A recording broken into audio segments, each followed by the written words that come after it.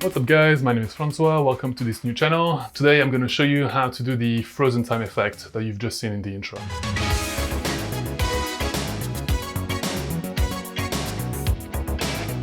Okay, before we get into it, like I said in the intro, this is a brand new channel, so if you can make sure to like and subscribe to it, that would mean the world to me, because I'm literally just starting out. But anyway, with that out of the way, let's get into it. Okay, so the sequence I'm going to use today is from a music video I've done recently with a singer called Lee Baxter. His song is called The Color of Autumn. Because of all the autumn setup, we wanted to have leaves falling all throughout the story. And then at one certain point, something would happen which would cause the leaf to stop in time and space, just freezing in the air, which is pretty cool. But we also wanted to push that further and have Lee, the singer himself, walk through those leaves as they're sort of hanging in the air. So I'm just going to show you that right now. First of all, because we're going to use After Effects heavily, I recommend to use the fastest computer you have available. So because I've only got an iMac, I'm just going to use my trusty laptop. Just before we start, the project file, the video itself, and all the assets needed in the tutorial will be available to download in the link in the description below, so make sure you check it out. Okay, so we've opened up After Effects. We're just straight away going to import the two shots we're going to work on. It's just a straight up panning shot, which you saw in the intro. We're just going to drag it here on the timeline and straight away go into track camera. Okay, so this is done. So if you click on the file and the effect itself, you're going to see loads of tracking points here. You can scrub through and see how accurate this is. So actually didn't do too bad a job. As we can see here, it's tracked the floor pretty well, it's tracked Lee. I mean, pretty much everything's great here. So from now, what we're going to do is, I'm just going to make it a little bit bigger.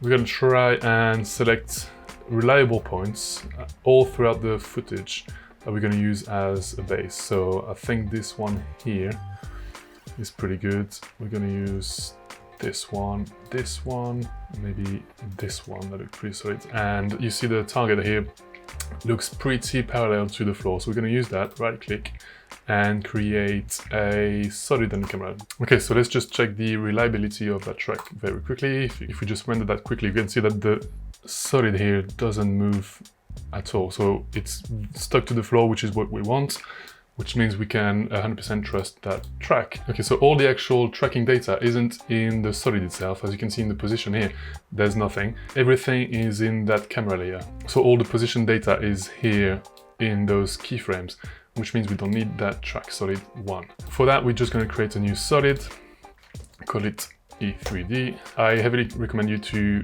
download the free extension called FX Console, which means that with just a simple shortcut, you pull out all your presets and effects, which means if I want to now pull up Element 3D, I just have to type it in, press enter, and it just applies it to whatever selected layer you have. Before we go into the actual scene setup, let's take a look at what we're going to try and import.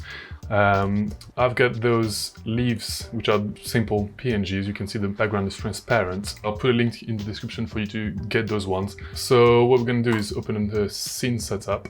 We're going to import the model, leave set, leave everything as it is. And now, well, nothing happened. We just have to normalize the size and maybe turn it up a little bit to make sure that we can see everything. Okay, so once you've done that, you can see we're still seeing a black background around it, which is not what we want with PNGs. All it is that the alpha channel isn't properly set. So once again, control-click each and every one of them and go into little wheel here for the advanced settings. You will see an alpha threshold, little marker, a slider here.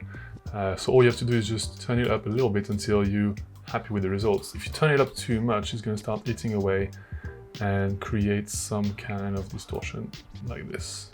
And we don't want that. We're going to do that to all the leaves. Okay, so now we have all our leaves ready to be rendered. Because you can see there's no back render, which means there might be some disappearing leaves here and there, which means we have to play with the settings quite properly. So, okay, so now let's just press enter. And you'll see the leaves will start rendering here. So if we go to full res, the black bar should disappear. Okay, for the sake of speed, let's just go back to quarter. Now, what to do? Because obviously this is not going to look like fallen leaves. So if you go into draft mode, if we just render that quickly, you can see they are frozen in space and time. It's just that it doesn't look like they're naturally falling. So what we want to try and introduce here is just a sense of randomness, and obviously create a lot more than just the 6, 7 or 8 leaves we have. So first of all, what we're going to do before anything, we're just going to try and replicate all those leaves. So if we go into the particle replicator, let's just enter a sensible amount for now. Let's just go with 5. Make it a plane just for the time being and see where we get to. Okay, so let's just move that in the x-axis, further back. Okay, if you want the actual position, we have a null here for the points. That's just where the bench is. If you put up the position data here, you can just put it in element 3D, which is that there and 4,574.4. Okay, so this is where the bench is. So that's good for now. Let's just try and put them roughly at the height at which they would be once the frozen time effect kind of kicks in. So I just want to try and turn that height down a little bit, sorry, up a little bit, and make it more somewhere around here for a start. It's okay, because it's pretty much like height level. Then obviously this is not enough, so we're going to try and turn it up a bit. I'm not going to go crazy like I did for the actual music video, because for the sake of the tutorial, we don't need about 500 like I did. So 10 should be enough for now, just for the sake of the example. So yeah, that's it, you're done. Now you just have to render, and obviously that's not it.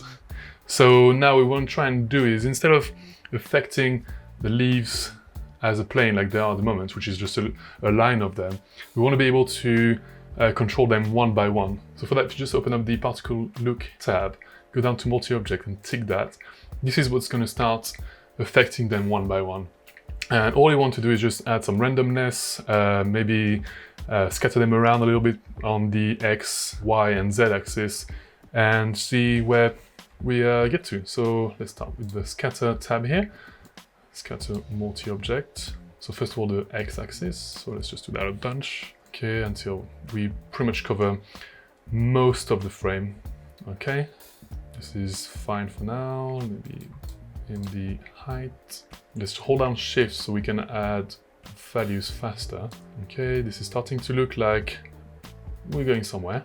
And now let's add some depth and scatter them on the Z-axis.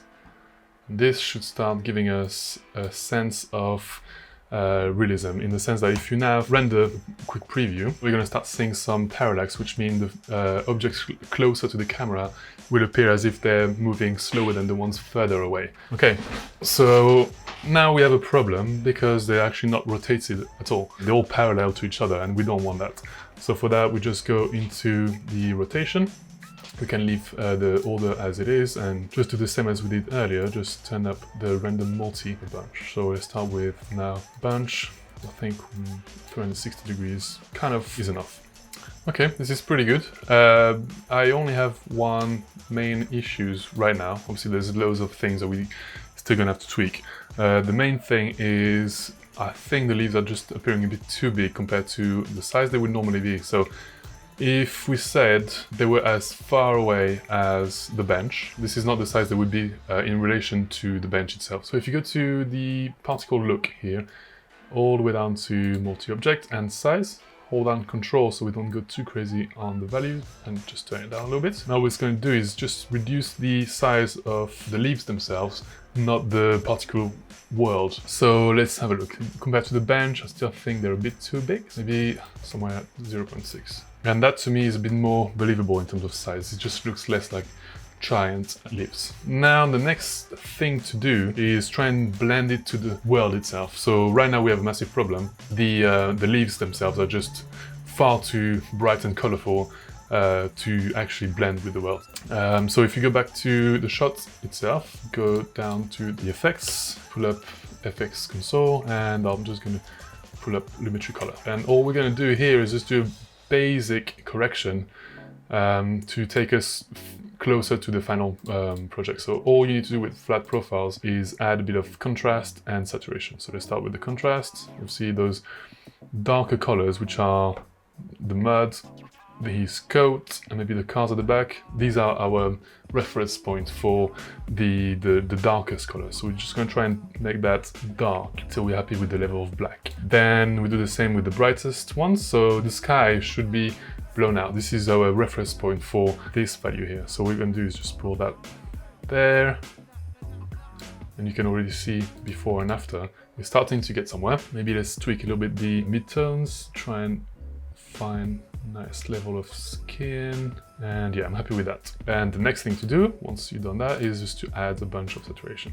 Somewhere about 120 should take you to, or 125 should take you to something that's a bit more lifelike. Okay, so with the basic color correction done, we're gonna try and match the colors of the leaves. So if we bring back the leaves and everything else, let's see where we're at. So before we get into it, we need to do a bit of analysis. What are we trying to achieve here? The good thing is that we have green leaves and we have some grass in the actual shot. So the leaves here, those two, there's one here, there's one here, their level of saturation, brightness and hue should kind of match the grass. So let's do that by collapsing element. We don't need it just yet. Pull up tint effect. This is gonna control your saturation. If we go all the way up, it's making everything black and white. If we just turn it all the way down, obviously it stops affecting it. Keeping an eye on the greens here, let's try and match the saturation level.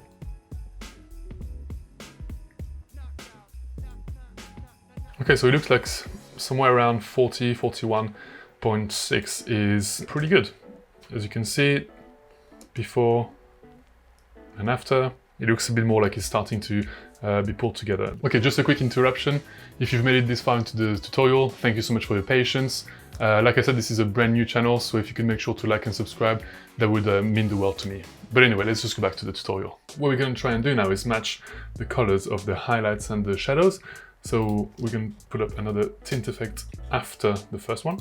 We're going to try and find the actual darkest point here, because it's not going to actually be that value of black. It's going to be something more towards the browns. Okay, so with the picker here, we're just going to click on it and choose somewhere that's a bit dark like that.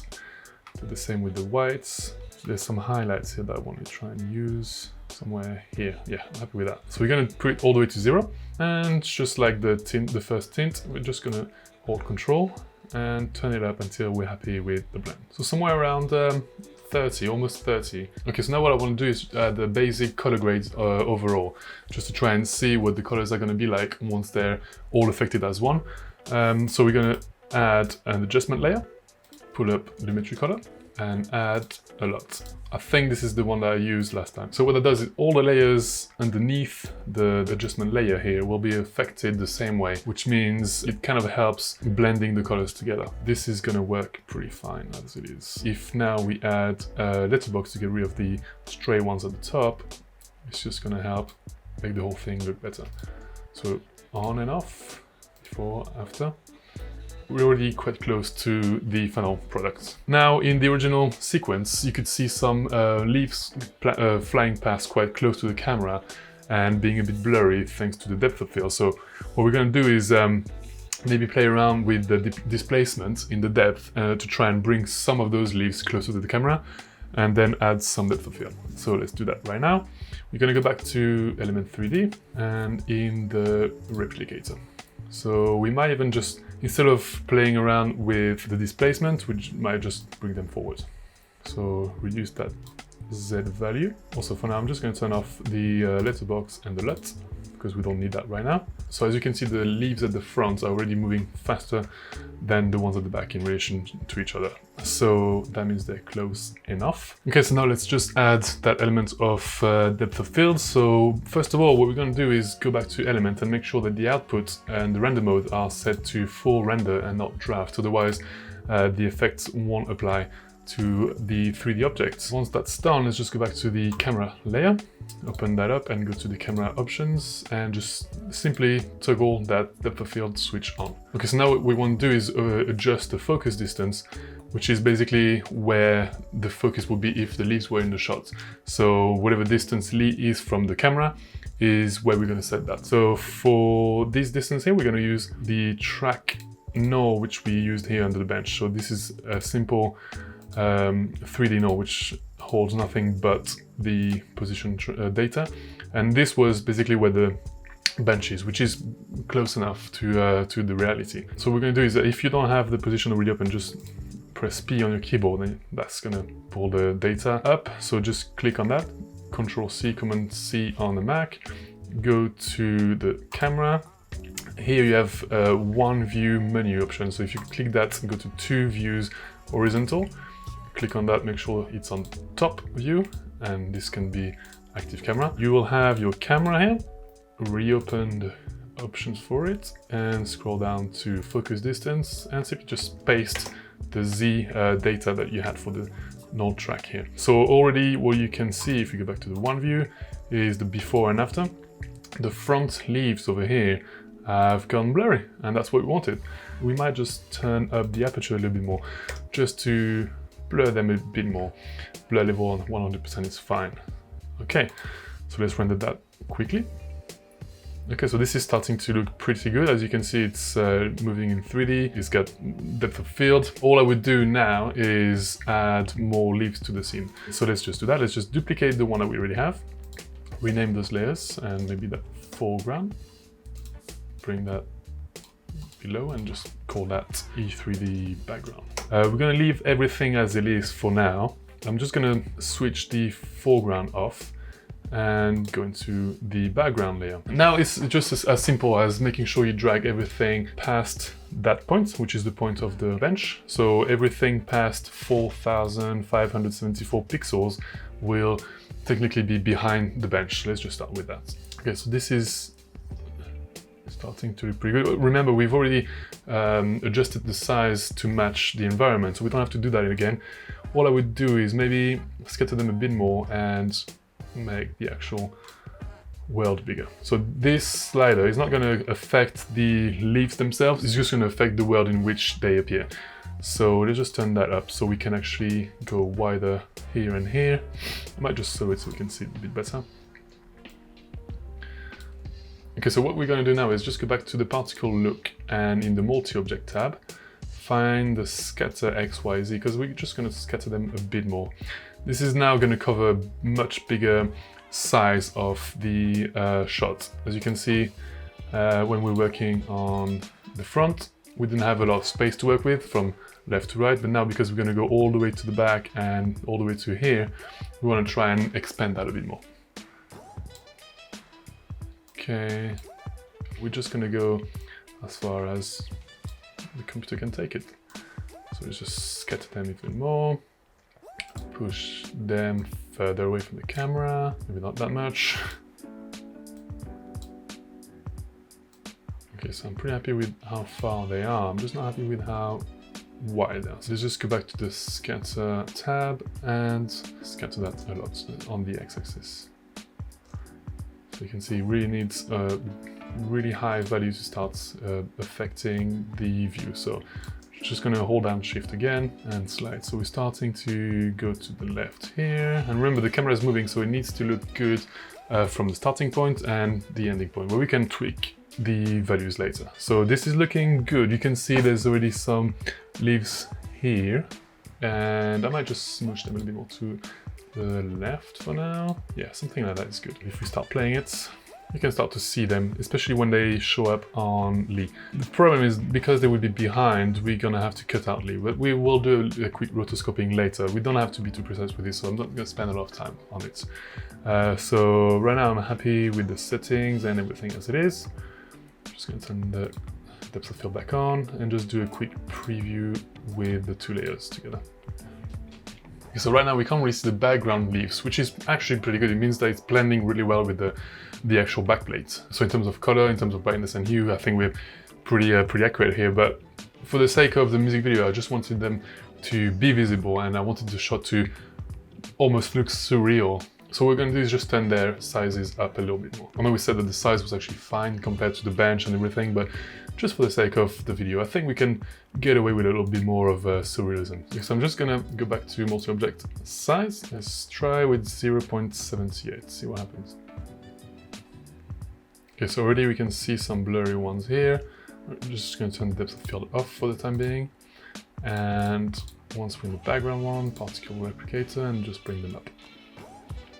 Yeah, so I'm really happy with the size here. You can see there's one here, there's one here. What I would do is maybe add more leaves. So if we go back to the beginning, go to the background, go to element and the particle replicator. What if we were to add a bit more of them? Okay, so I think this is gonna be pretty good. Let's just double check that. Right, so you see with not a lot of foreground and a lot of background leaves, we've managed to actually make it look a bit more full, a bit more like loads of leaves were actually falling, which is pretty good for a song called The Color of Autumn. That's what we wanted. At that point, I think all there is left to do is just make sure that we roto Lee out, and we should be done. So let's just do that. Let's duplicate the shot, call it Lee roto. Put that on top of the background leaves, but not the foreground. Okay, so with that new layer, what we're going to do is just leave everything as is. We don't even actually need the camera tracking data, so we're just going to recompose it, move all attributes, press OK. Inside of that pre-comp, we're just going to add a layer of unsharp. It's only adding extra detail where there's high contrast levels. So let's just go back to the main comp, click on the roto brush, make sure it's on brush tool, not on the edge tool, and double click on the comp. We just have to brush over Lee, just like that. And it's gonna add a weird little thing here, so let's just adjust it a bit more. Go into the window, go into the brush, give a smaller brush, add the leg here. Now if you hold down Alt and paint what you don't want in the selection, you can just sort of fine-tune the rotoscope. So now between the legs, bear in mind you won't actually need to have a perfect rotoscope. So let's just carry on here, maybe remove here with a smaller brush. Okay, so I think this is pretty much as good as it's gonna get. Before anything, now that we've done that, it's opened a new layer here. I don't know if you can see the little sort of arrow-shaped line. This is how much of the video the rotoscope is going to work on. So what we're going to do is stretch that all the way to the end. Once we know that the whole shot is going to be worked on, we can just zoom in on it a little bit and just go frame by frame and make sure that the rotoscope is tracking Lee properly.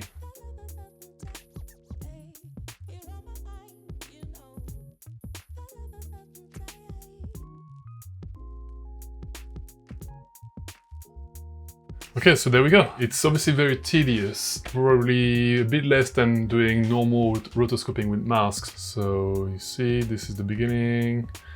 Let's see now what we have once we hit freeze. Freeze is just gonna keep all the data as it is, and it's not gonna do any modification or calculations anymore after the fact. So this is what we want. We don't want to be able to accidentally touch anything and screw it up. So let's just click on that, wait for it to consolidate everything, confirm all the selection. So this is done, this is frozen. Let's just go back to the original comp, which we are in, and let's solo it for a minute. This is what we end up with. This is pretty good. I mean, obviously it's not going to be perfect. If you look at the actual detail on the hair is always going to be the most challenging bit. There's a bit on the floor as well, which we don't really need, and a bit on the shoulders. So let's just have a look with everything together now. So you can see here, if we hide the rotoscope layer for a minute, you'd have a leaf from the background layer going on top of his forehead and in front of his head. So now with the rotoscope and without the foreground leaves, it's disappeared. And even though the job was a bit sloppy on the hair here, especially because it was brown on brown the whole time, it still doesn't matter as much as you'd think. So let's just pre-render it for now. Let's have a look. And I'm pretty happy with this. There's no background leaves in front of Lee anymore, and this is pretty good. Because there's just one thing we haven't talked about just yet, is motion blur, because that's just as easy as hitting a switch. What I like to do usually is just apply it to all the layers, just because it's easy, and turn it on here. So there we have it. I'm pretty happy with the result. I think it's actually very usable as a final product, although I would probably just go back and tweak the leaves just to add a bit more, to make it fuller, to make it more dramatic, I guess. But on the whole, this is just very satisfying. Okay, so that's it for today. Thank you so much for watching. If you have any questions or if anything wasn't too clear, just write me a comment below and I'll make sure to answer every single one of them. If you didn't mind my accent and would like to see more videos like this one in the future, just make sure you hit the subscribe button right here. And if you're wondering what to watch next, make sure you hit this button right here. I've been Francois, you've been great. Thanks again for watching. See you next time.